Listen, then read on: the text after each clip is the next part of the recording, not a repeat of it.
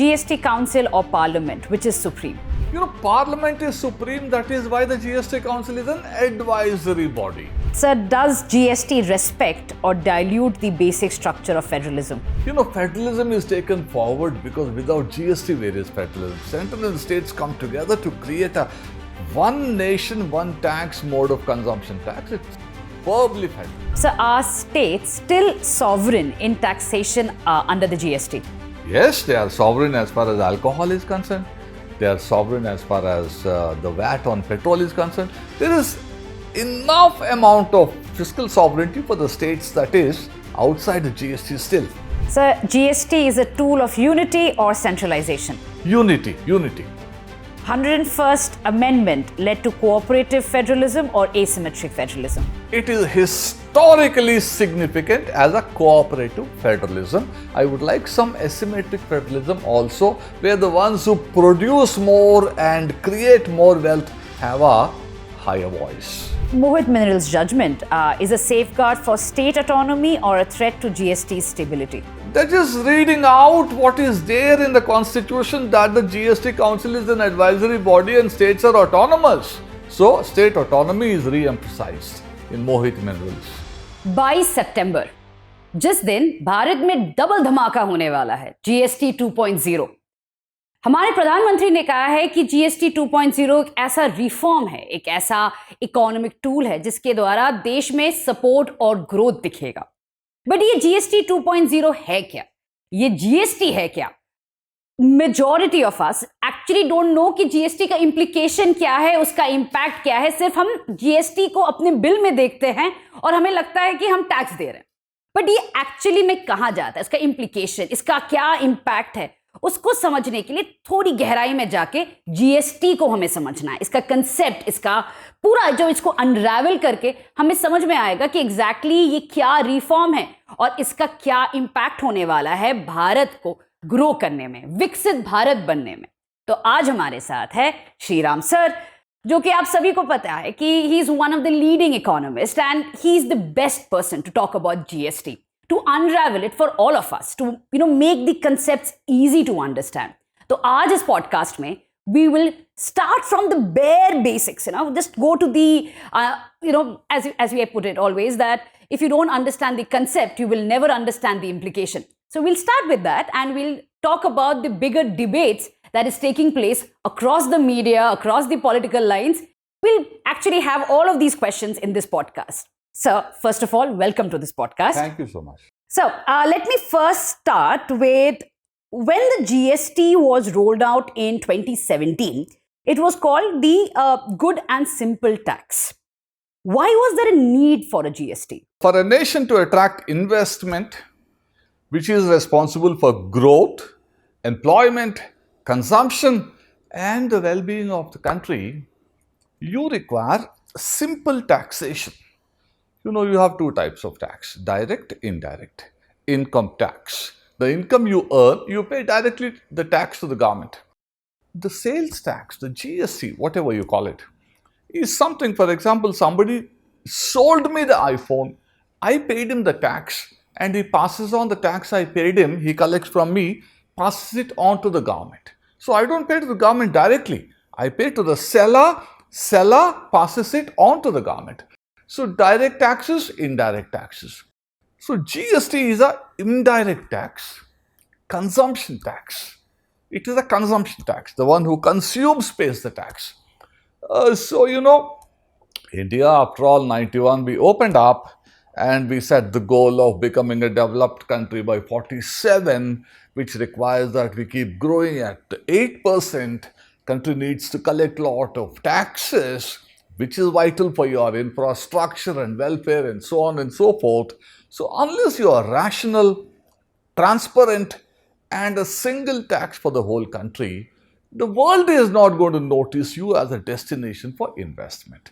Nor will the domestic investor be encouraged to invest more and more, which is necessary for all the goals that you set. So I can't exaggerate the importance of rationalizing, modernizing, and a one country consumption tax in the country. If it was so important, why did we have so many different kinds of taxes before, and what were the problems that that were there before GST was implemented? See, in 91 you opened up. Correct, sir. Till then you were autarkic, isolated economy, not too much integrated with the world. And when you open up, you don't implement all the reforms in one go. This is called sequencing. As you opened up, what did you do? You devalued the currency. After that, what did you do? Convertibility of the currency. And initially, what did you do? Cut down the slabs of the tax rates. Later, you cut down the rates. You recall in 97, you must have been in the primary school. 97, Chidambaram introduced the direct tax reforms. Income tax rates were squeezed into 3 slabs, Laffer curve and so on and so forth. That was called the dream budget. And then, of course, the direct tax reforms were continued and going on. In fact, this year we had the IT Act 2025. Indirect taxes are not so easy to implement because they touch directly the daily lives of the ordinary person. I buy bread, I buy cheese, I buy vegetables, I buy ghee, I buy papad, I buy pizza, popcorn. All of them are touched directly by the indirect tax. And also, some taxes are imposed by the center, some by the states. After all, when you make a good, excise duty. When you sell it, the VAT at the state level. So, indirect taxes, too many of them, number one, and some in the hands of the state and some in the hands of the center, number 2. High rates had to be moderated, number 3. And too many slabs had to be contracted, number 4. And the revenue implications have to be studied, number 5. And when the center and the states meet, when they negotiate, when they bargain, they are extremely apprehensive that what will it do to the economy? Will I keep my money or will I lose the money, let alone gain money? All these things took a lot of time. We are talking of 91 economic reforms. In the 90s, I don't recall too much of indirect tax reform, except that towards the end of the decade of the last century, under the guidance of Yashwant Sinha, states were made to rationalize their sales tax. They were converted into state VAT. And all the state finance ministers came together as an empowered group of finance ministers of the states. They had a chairman. They would meet the union finance minister. They will talk about how to modernize, how to bring about, they used to call it VAT. But since VAT is at the state level, you should not create a soup of alphabets. And therefore, they called it GST. It took 2 full decades for them to negotiate towards the 101 Constitution Amendment Act for all the things I have told you. I'm doing okay with my sales tax. I'm comfortable with VAT, but I'm not too comfortable with merging it into a unified national tax. You may say a lot of things. It's good for investment, growth, revenue buoyancy, but I'm doing well. How am I to be convinced I'll do better? I'll jump into the bandwagon only when I'm convinced that I'll do better.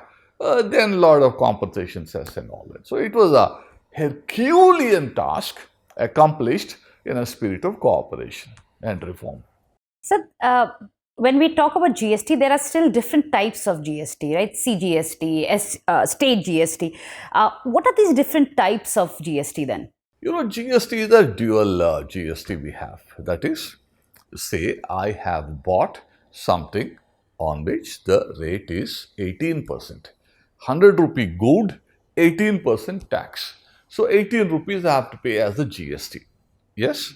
9 rupees I pay to central GST. 9 rupees I pay to the state. At the same time, 9 goes into the RBI account of the union, that's the CGST. 9 goes into the state where the consumption takes place, their account in the RBI. And if it's not a state, it's a UT, then it becomes UT GST. If I have exported something from Andhra Pradesh to Telangana, somebody buys it in Telangana, the consumer is in Telangana, but the supplier is in Andhra, then interstate transfers, supplies, they are subjected to IGST, integrated GST. Again, center picks up a part of it, the consumption state, the state where it is consumed, that state picks up part of it. How exactly? Let's assume 50-50 again. So CGST, SGST, UTGST and IGST integrated. Integrated is interstate or international. When you import something, basic customs duty is there. That is of course not a part of the GST, but on top of that there will be IGST comparable to the rate which is prevailing within the domestic tariff area also. So IGST, CGST, SGST and UTGST. So you buy something in Delhi and 18% is the tax, 9 goes to the CGST, 9 to the UTGST.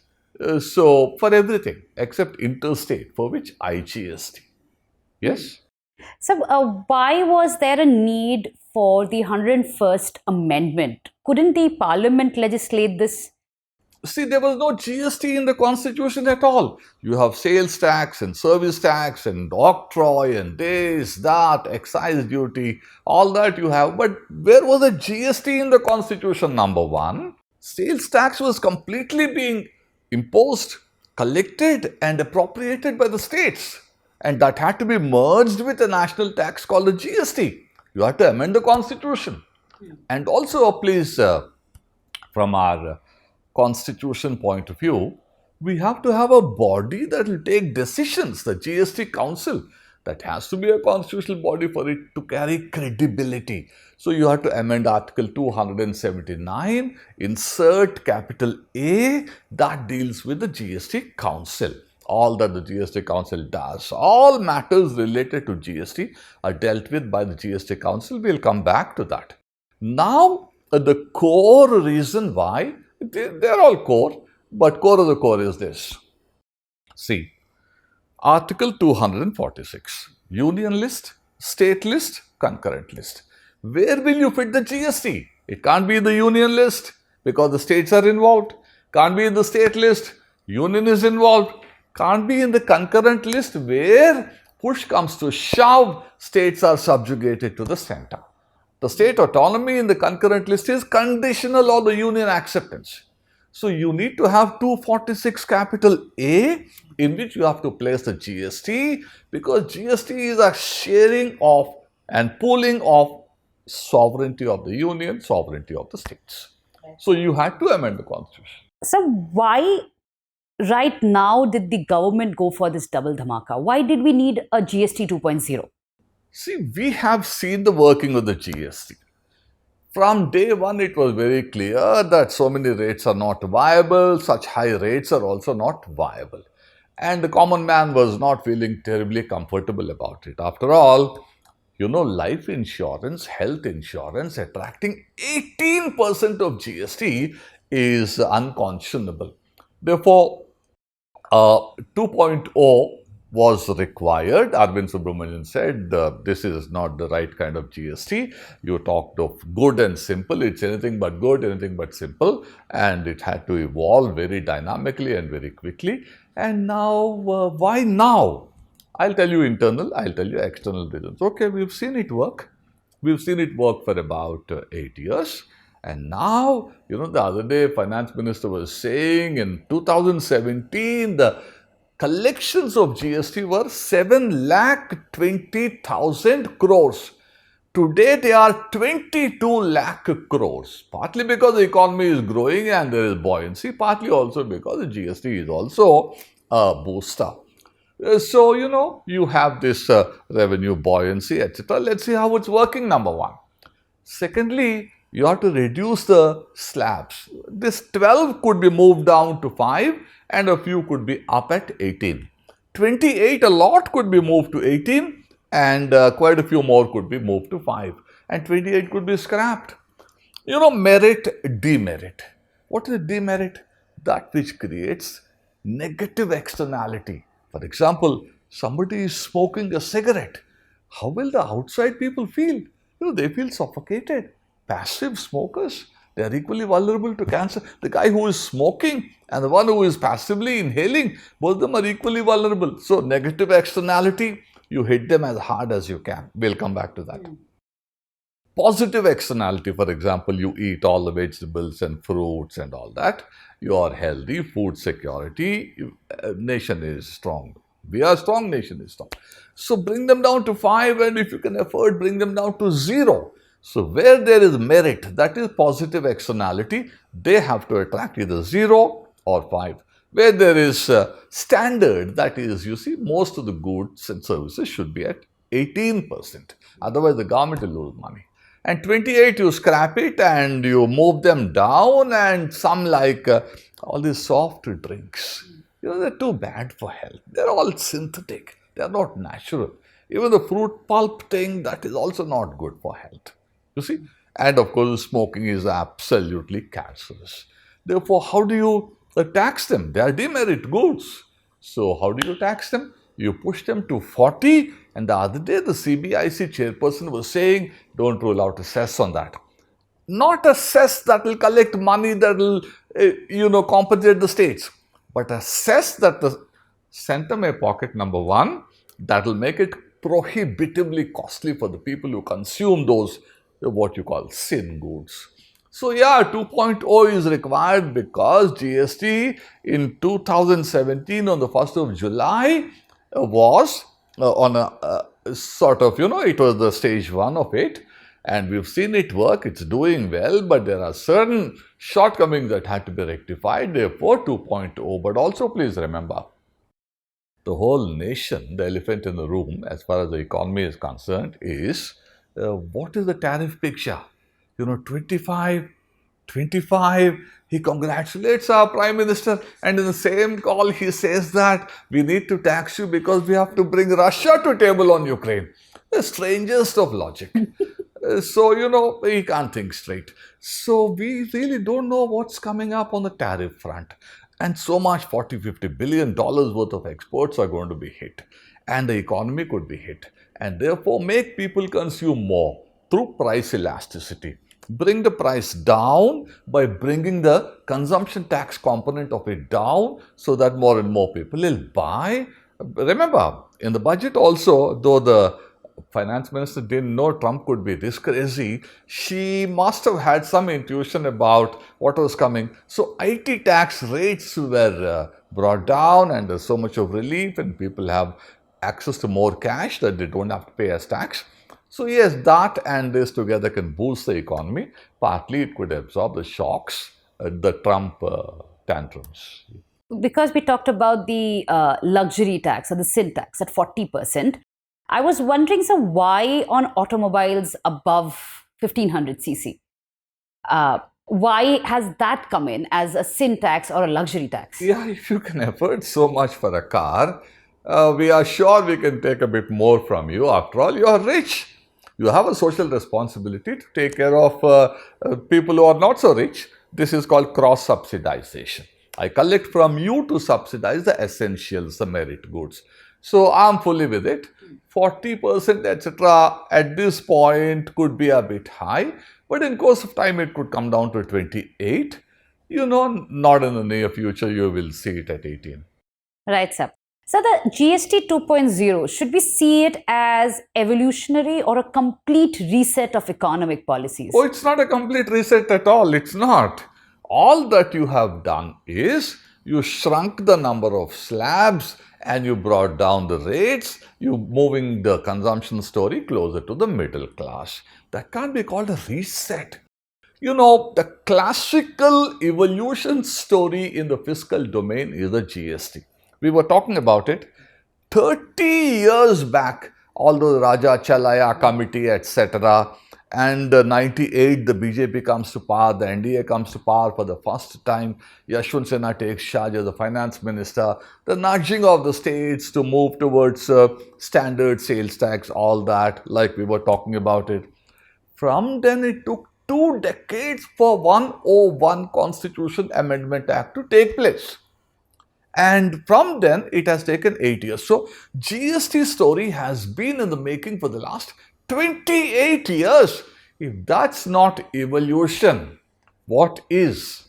So, but in this evolution, there is a bone of contention between the center and the state. And when we talk about the center-state relation, the first thing that comes to mind is the GST Council. And I would, urge you to throw some light on the GST Council and how does it balance the interest of the center and the state? Classically, it's a story of classical cooperative federalism, and then there's a new term in political science called uncooperative federalism. We'll handle that also. So, GST Council 279 capital A, the President set it up within 2 months after the coming into effect of the GST. That was on the 1st of July 2017. You recall, middle of the night, the meeting took place 30th June, midnight, the Central Hall of Parliament. You had the GST ushered in by the full strength of the Parliament with the Honorable PM addressing the we shouldn't call it joint session, the two houses assembled together in the Central Hall. Now, the question is about the GST Council. GST Council, the center is represented by the Union Finance Minister and the Union Minister in charge of, State Minister in charge of Revenue. All the states and the 3 UTs with the Assembly. Assembly means they have the fiscal autonomy to impose all the taxes. So 28 states and 3 UTs, 31 of them, and the center, both are represented, point number 1. Point number 2, it's weighted voting. The center holds 1/3 of the voting power and the states have 2/3 of the voice. And unless 50% strength is there, you can't start the meeting. And for any vote to be successful, it takes 3/4. Just think of it. If it is half-half, it's a stalemate. Yes? And you require 3/4 for the vote to go through. The center can block it with its 1/3. States can block it with its 2/3. So the balance is perfect and all states count for the same. Whether you are Delhi or you are Tamil Nadu or Maharashtra or Gujarat or you are the continental type UP, everyone has the same voice. Everyone counts for 1. So there is horizontal equality, not merely equity, equality, and there is vertical balance also. But if you must have read the interviews with Tamil Nadu Finance Minister, Kerala Finance Minister, they are saying for the GST Council to be meaningful, those who contribute more should have a higher voice. There should be asymmetric federalism. Equality among unequals is perpetuation of inequality. Isn't it? Yes. Treat equals equally, unequals unequally. So, this is not Lok Sabha or Rajya Sabha where population is what counts. This is a specialized body related to the fiscal policy, and there those states which contribute mightily must have a higher level of voice according to them constitutionally, etc., etc. But this council, as it stands now, constitutionally, legally, conceptually, is picture of cooperative federalism. But then what can be the best on paper can be otherwise because of the political economy. Yes? But, sir, doesn't the GST Council then undermine the Finance Commission? Finance Commission is a separate beast altogether.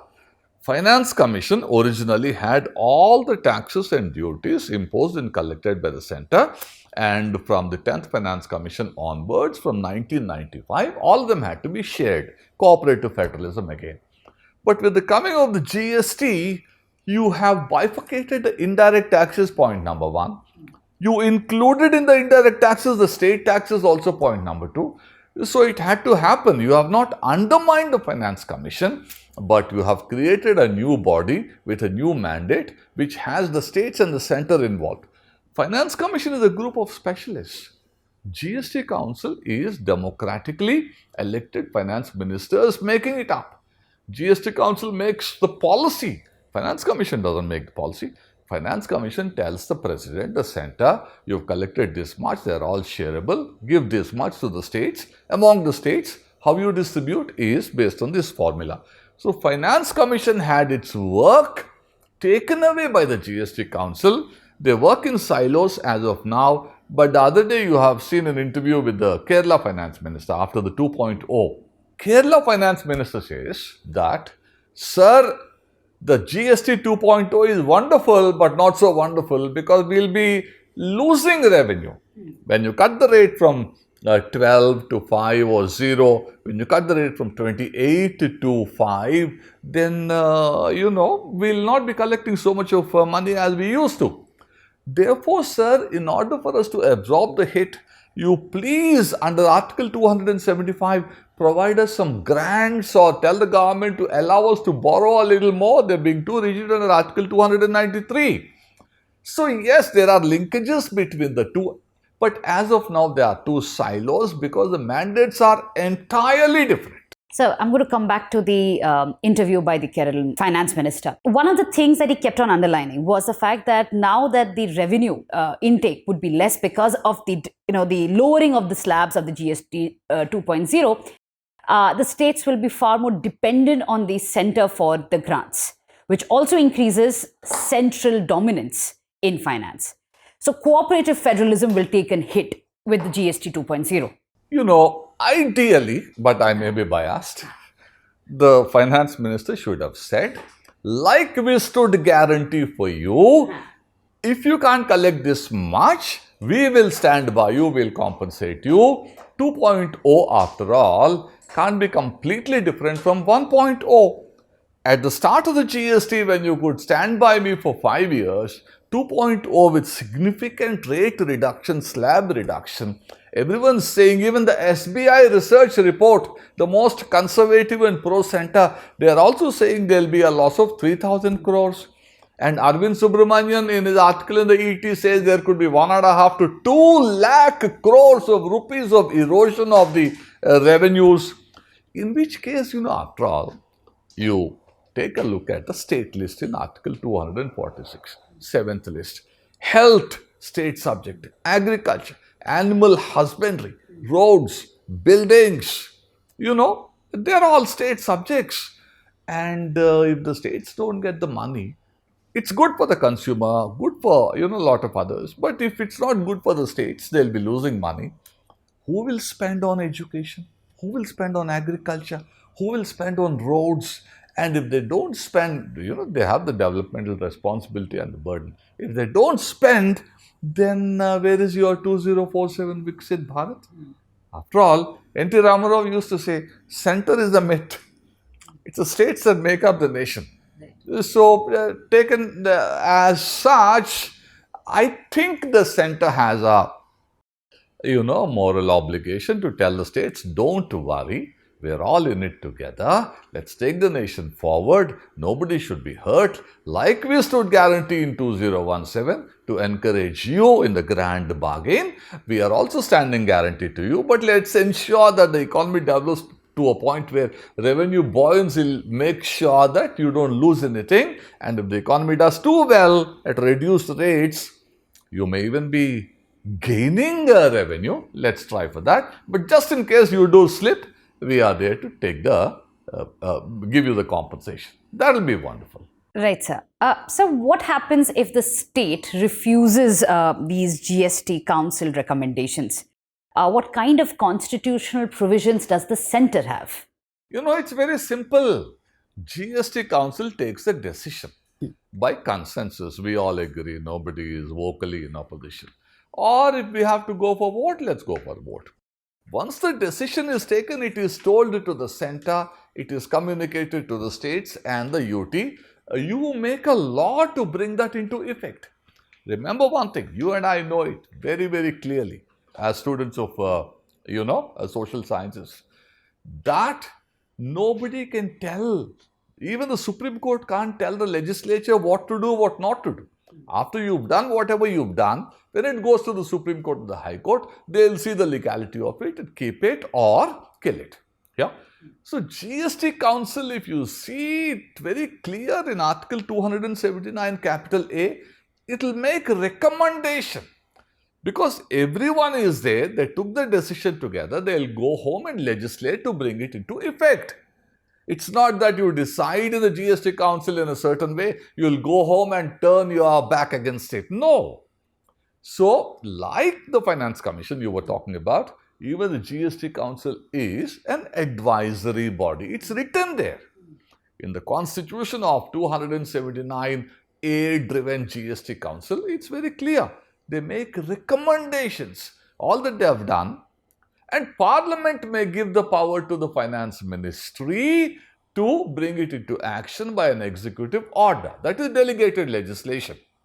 Parliament is not in session now. It will come into session late November, and 22nd of September they are coming into effect. So there is no Parliament. State legislatures are not in session. Monsoon is over, winter is yet to come in. So we are in between time. Therefore, it should not mean that fiscal policy is in suspended animation. So 22nd of September, double dhamaka, the festival bazooka, etc. You're never short of these terms. GST Council, net, is an advisory body. But then in the Mohit Minerals, okay, please. So I would actually continue with the center-state relations. During COVID pandemic, the compensation cess became a flashpoint between the center and the state. And this is where a lot of people continue to think that the GST 2.0 will, kind of exacerbate the friction between the center and the state. We talked about it for 2 decades. You kept negotiating until you were convinced that you won't lose money. In case you did, you'll be compensated. Loss being defined in terms of getting X amount of revenue, 14% on the base year of 2015, 2016. So because you told the states, okay, 14% of a year on year, 14% of the GST collection we are guaranteeing you, because that's what we had witnessed in the run up to 2015-16. For 5 years we'll give you. So they were okay for 5 years. By then everything will settle down, it will be integrated and so on. But then in 2020 early part, this COVID struck. The economy came to a grinding halt. Neither the states nor the center could collect enough money. It was not related to the GST. It was related to that pandemic, act of God. But still the states suffered, and states said, you have to compensate us. Center said, okay, 5 years we told you we'll stand by you, and we'll certainly stand by you, and we'll not let you down. We are not collecting any money. Earlier we collected the cess on 28% slab. That money was good enough to compensate whoever fell short. But now we also don't have money. Either we can let you borrow through the RBI, or I can borrow through the RBI and give you. If you go through the RBI, then you have to pay a little more interest. After all, whoever you are a state, I am the center. My credibility in the market is higher.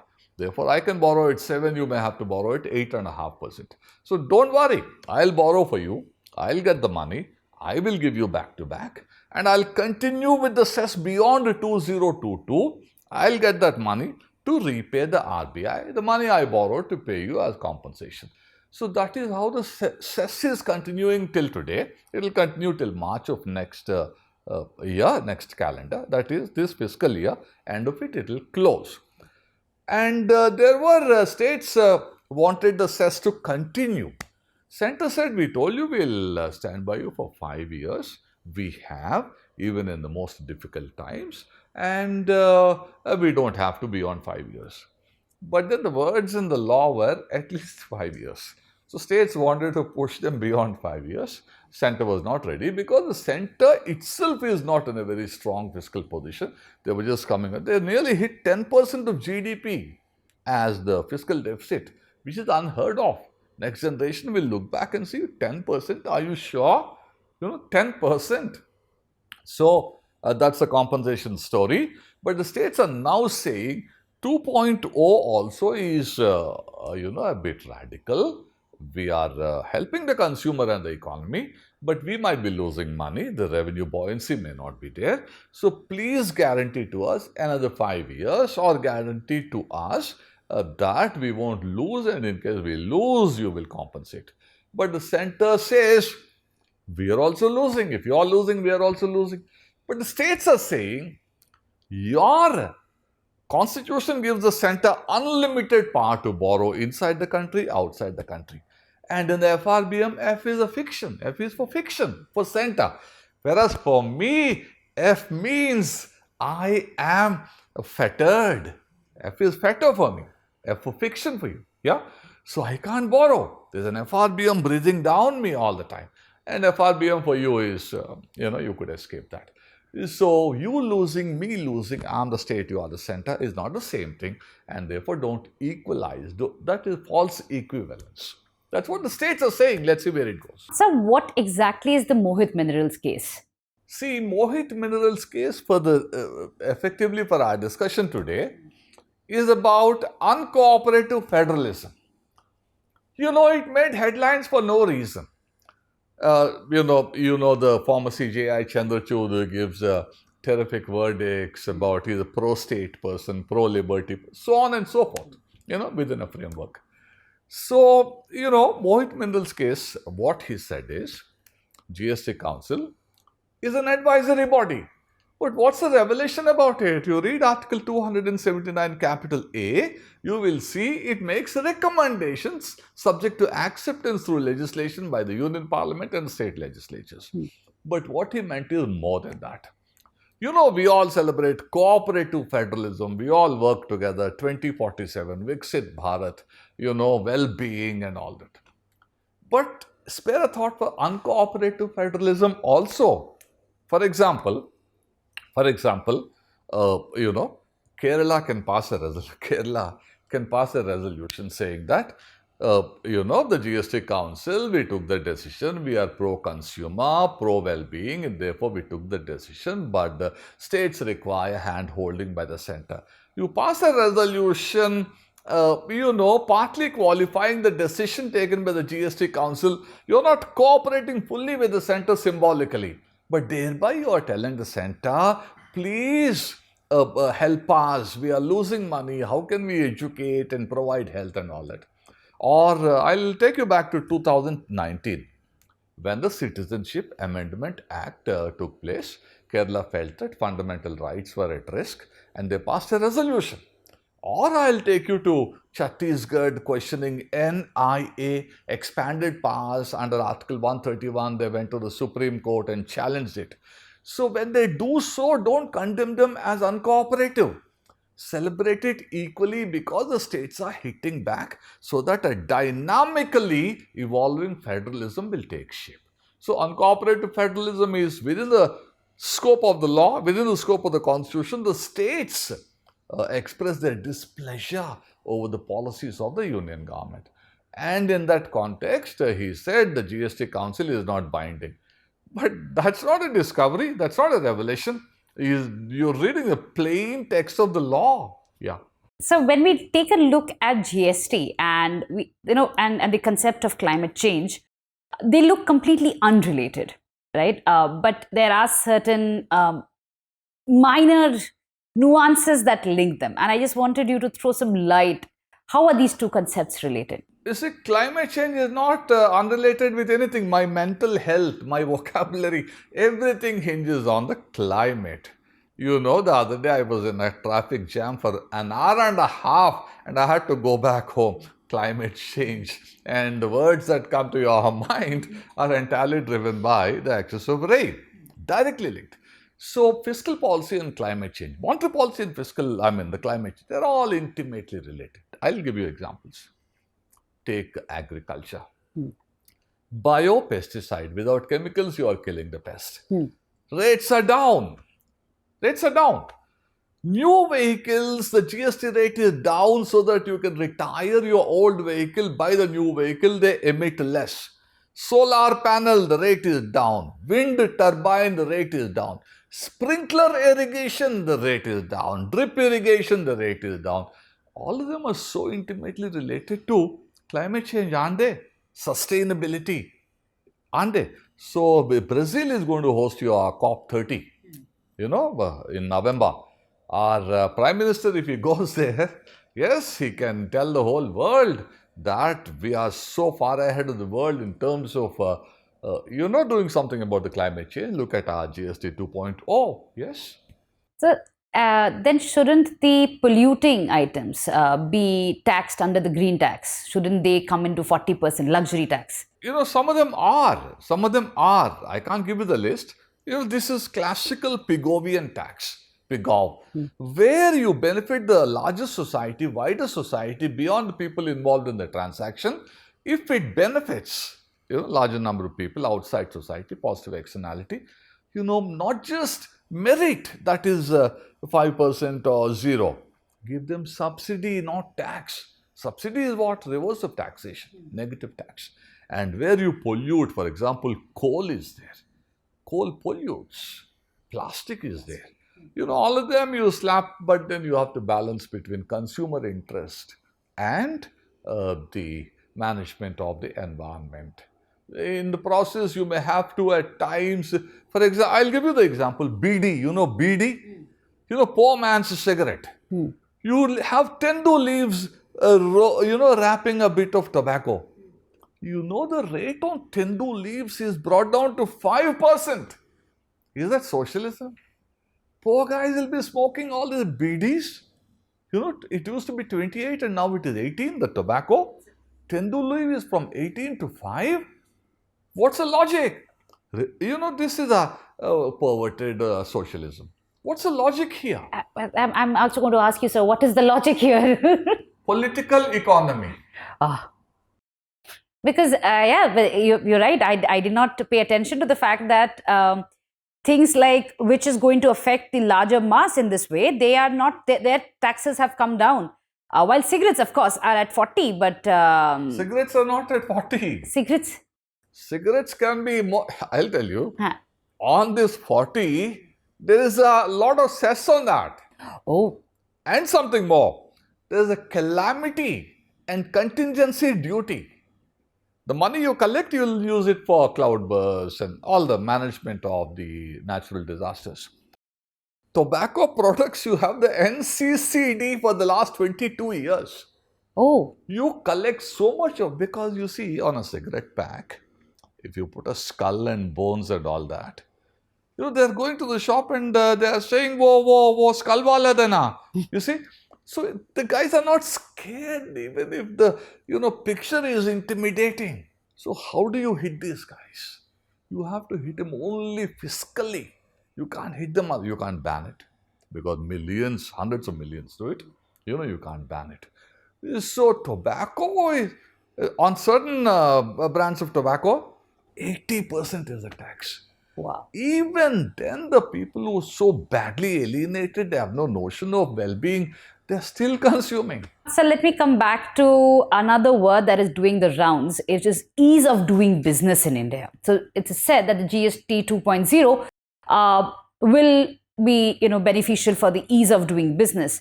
So how can we balance ease of doing business and climate sustainability? But are they not complementary? Are they not convergent? Because climate sustainability, all taxes have to be good and simple. Good means as low as possible because they could be inflationary. Simple means, compliance friendly. So what is compliance friendly? I'll give you an example. I am a small enterprise, tiny enterprise. I can't hire a CA. I can't keep the records. I can't keep paying every month like others do, every quarter like others do. So the government has a presumptive tax for me, which is, if you have a turnover up to 1.5 crore, you pay 6%. No records, nothing. We presume that your tax liability, if you are within this bracket, is 6%. So isn't that very simple, the composition scheme? So, if it applies, what do I make? I make biopesticides. And I pay I want to produce biopesticides. I'm a climate friendly person. A lot of farmer demand is there. But if you make it very complicated for me, I won't be able to. And therefore, this composition scheme is compliance friendly number 1, climate friendly number 2. Are they not convergent? Whatever is good, climate, change reversal is good. Being compliance friendly is good. Two good things are fine. Aren't they convergent? So that brings me to another provocative question, which is fuel, alcohol and electricity, which was kept outside the GST 1.0. Would they be now included in GST 2.0? Oh, not at all. The reason is, states say alcohol gets us a lot of money. All states in India are liquid states. particularly some states like Kerala, Punjab, they are liquid states. They get a lot of money through alcohol. So much so, ironically, you want to show your patriotism? Drink. More patriotism, drink heavily, even more. That is unfortunately, ironically, how it is today, isn't it? So they are saying this is a protected domain. We are not ready to integrate it because this revenue stream is protected for us. Number one. Petrol, you are imposing the excise duty on that. I am charging the VAT on that, the center and the states respectively.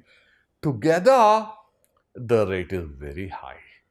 And the public doesn't know the combined rate today because they know the excise. They don't even know the excise. They just know the VAT. So the petrol rates are so high, petrol revenue is so substantial that there is no existing slab rate for you to fit that into this.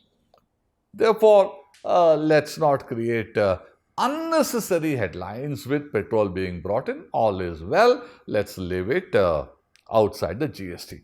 And the electricity also, everything is working well. Why bring the electricity here? You tell me the rules for imposition, collection and appropriation and I'll follow that.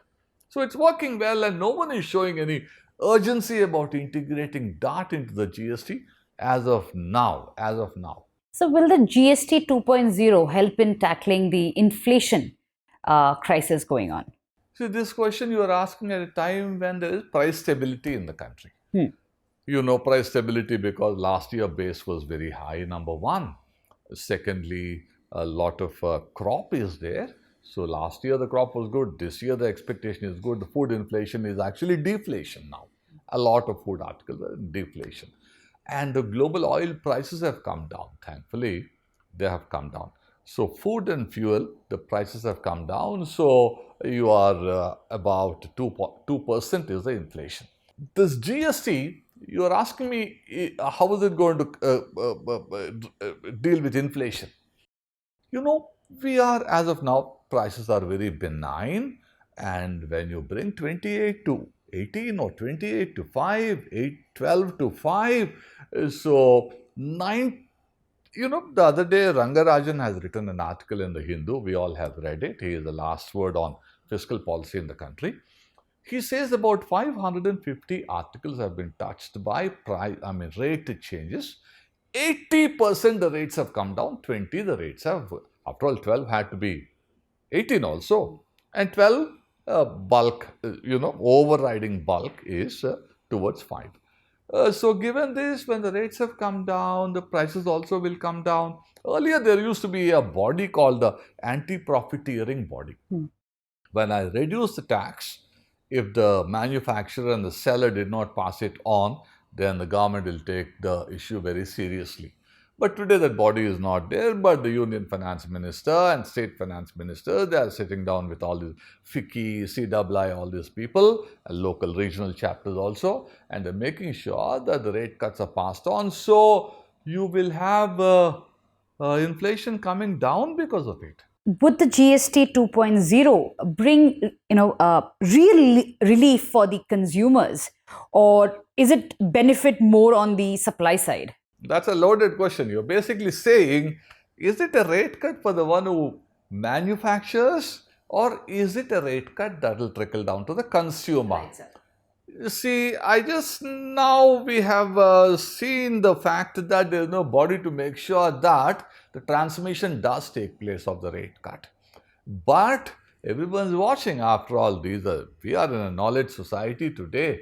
All the middle classes, they are expecting the rates have come down, prices have to come down. If it is not passed on, then there'll be, Twitter is there. Yeah, after all, Nepal is a Twitter revolution, X revolution. So yes, they can't hold it back. They have to pass it on. After all, credibility is everything. So it's not merely supply side economics of rate cutting. It is pro-consumer as well. We expect the concessions to be passed on. So do you ever see a single tax rate for India? One nation, one tax? But is it required? Is it desirable? I mean, what are we celebrating? The singularity, the singleness? There's no need at all. Let there be diversity. Essentially, the backbone is one, but where you require to be diverse, be diverse. A state where a lot of people are drinking, bring the excise tax down. Where a state, lot, or another state is they don't want people to drink, let them have a high rate.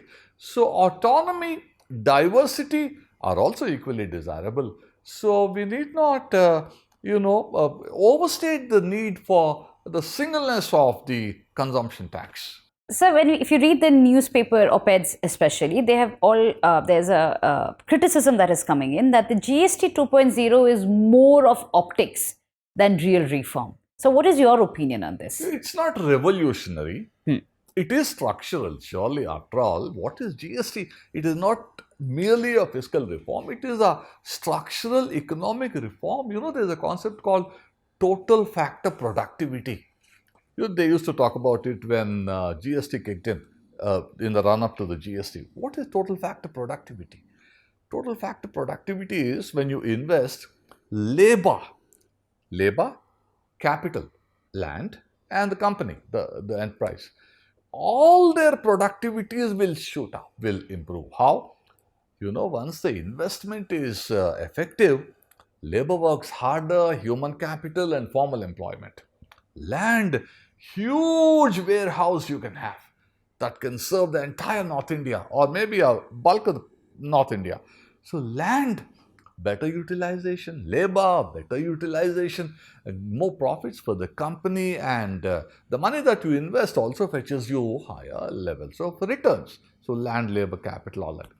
So GST being a structural reform, and this reform is certainly not optics. You should not expect revolution from here, but you are seeing in front of your eyes, left, right, and center, the whole of food is literally at 5% or zero. Is that optics? It is a gut issue. Earlier this popcorn, yeah? Oh, it was a meme last year. Yeah, popcorn, 0, Oh, yeah. 5, 18. Yes. This 5 thing became 0 or 12 became 5, It is rationalization. So, have as much popcorn. But if you go for caramel tinted... it went up to 18%. 18%. So, papad. There was this papad, square papad X rate, circular papad Y rate. CBIC clarified, papad taxation doesn't depend on the shape of the papad.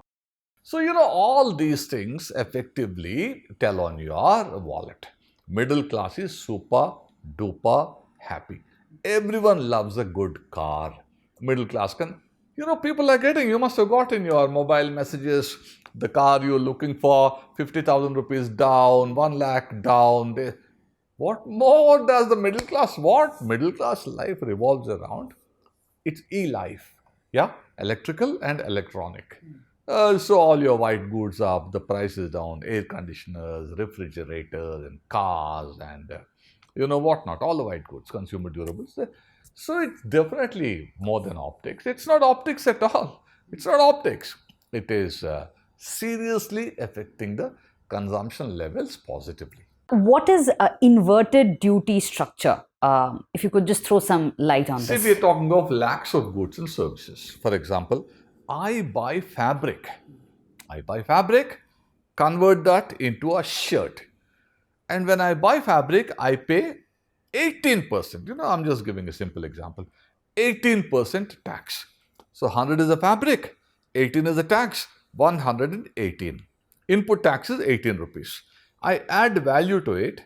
When I sell, if the tax is 5% to help the consumer, I am collecting, let's say 5 rupees. I have paid 18 rupees. I need to pass on what I collected to the government after deducting the input tax. That is, I paid 18, I collected only 5. 13 rupees of mine are stuck with the government. My money is stuck with the government. I don't have working capital. My business is negatively impacted. So, rather than having the input tax low and final good tax high, so that I collect 18, I have paid 5, deduct 5 from 18, pay to the government 13, I am paying to the government from my pocket. That will be refunded to me in course of time till when my capital is locked up, and this is the height of inefficiency for a business. And this 2.0, it's a work in progress on a daily basis. They keep rectifying. Where I'll tell you, there are three rates here: nil and zero. On the face of it, they look alike. And there's another thing also, exempt. Let me differentiate among the three. Nil is buy fruits, sell. I bought fruits outside Delhi. Ama, fruit seller. I hired people to load them onto a truck. I packaged them. And when they reach the market, I hired people to offload them also. And I have a place where I store it. I pay rent for that. And I paid money on all these things. These are all my, I pay taxes on all the transport, tax, storage, tax. I pay tax. When I sell, I get nothing, no tax, nil tax. And all the taxes that I have paid, I pass it on to the consumer. But there's a point beyond which I can't pass on to the consumer. That is nil. What is zero? You are an exporter. You have to, 100 rupees. You have paid taxes of, let's say, 5 rupees. The taxes, when you export, the guy who imports from you in America, he pays no taxes. He doesn't pay any tax on you, because if you charge him the GST, then you'll be uncompetitive. But then the 5 rupees of tax that you paid, that should not be a hole in your budget. Therefore, this 5 rupees is the input tax you get credited. In the zero rating, you get the ITC. In nil, you don't. Now you come to the school education. School education, there is a tax rate which is above zero, but I go to the education minister, sir, exempt me, because after all it has positive externality, it's a merit good, and therefore give me full exemption. You are exempted. You are exempted case by case. Nil is no ITC. Zero is nil with ITC. It is still a bit of a jungle, but it gets worked out over a period of time, not overnight. Right, sir. Sir, would you say then the GST 2.0 is, the next step after the liberalization of 1991? You mean to say, it's the biggest of fiscal reform? Yeah. In fact, it is. But it is not an event. It is a culmination of a process, and the process is still continuing. It's 2.0, and in a few years you'll see 3.0. That's why you don't number it anymore. You'll call it, what did the Honorable Prime Minister say? It's a next generation reform. Initially you would say first generation, then you would say second generation.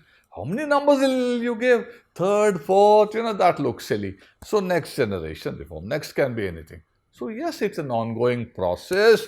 We are a huge country, and you can't do reforms overnight.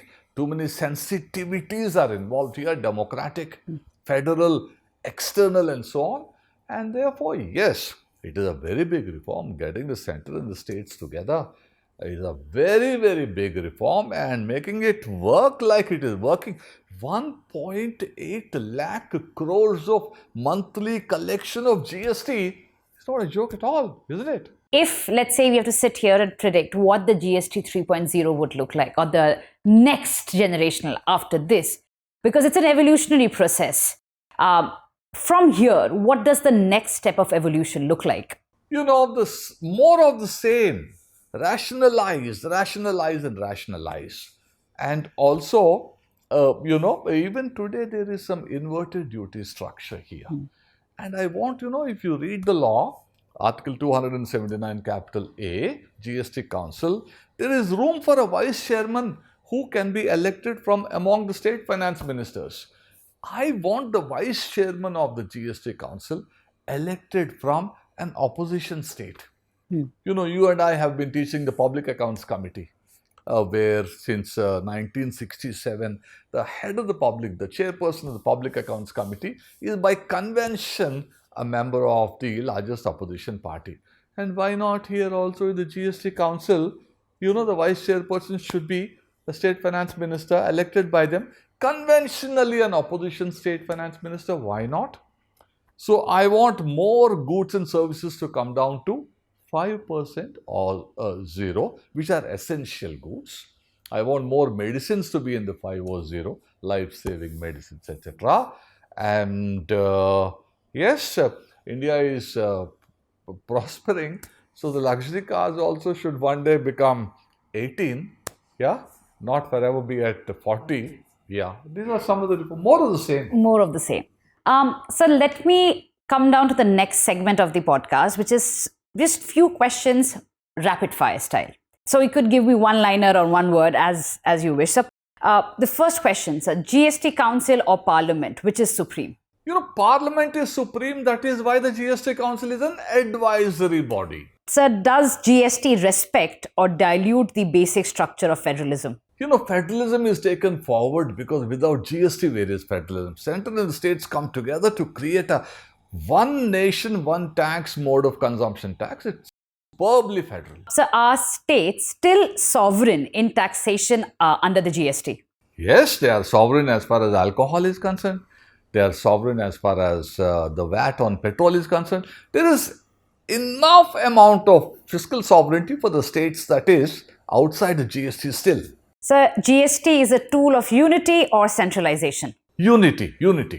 101st Amendment led to cooperative federalism or asymmetric federalism? It is historically significant as a cooperative federalism. I would like some asymmetric federalism also, where the ones who produce more and create more wealth have a higher voice. Mohit Mineral's judgment is a safeguard for state autonomy or a threat to GST's stability? They're just reading out what is there in the constitution, that the GST Council is an advisory body and states are autonomous. So, state autonomy is re-emphasized in Mohit Minerals. That's it, sir. Thank you so much, sir. Thank you so much for all of you to join today.